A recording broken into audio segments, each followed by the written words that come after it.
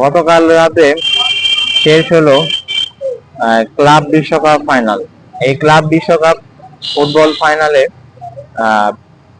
PSG এবং Chelsea মোকাবেলা করেছে এবং চেলসি পিএসজি কে 3-0 ব্যবধানে হারিয়ে প্রথমবারের মতো ক্লাব বিশ্বকাপে চ্যাম্পিয়ন হয়ে গেল।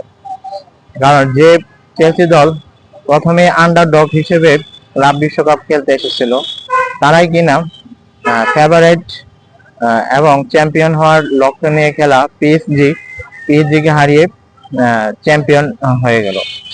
এই পিএসজি কে হারিয়ে চ্যাম্পিয়ন হয়ে চেলসি অনেক অর্থ পুরস্কার পেয়েছে ফিফার পক্ষ থেকে। এই যেটা গত 2022 বিশ্বকাপ কাতার বিশ্বকাপে আর্জেন্টিনার থেকেও বেশি অর্থ পুরস্কার পেয়েছে চেলসির দল। আপনারা খেয়াল করে দেখবেন, গত বিশ্বকাপে আর্জেন্টিনা বিশ্বকাপ জিতে প্রায় 400 কোটির মতো পুরস্কার পেয়েছিল। কিন্তু এবার ক্লাব বিশ্বকাপে চেলসি এই 400 কোটি ছাড়িয়েও গেছে, এবং যেটা এই 400 কোটির বর্তমান মূল্য হচ্ছে প্রায় 500 কোটির মতো তখনকার সময়।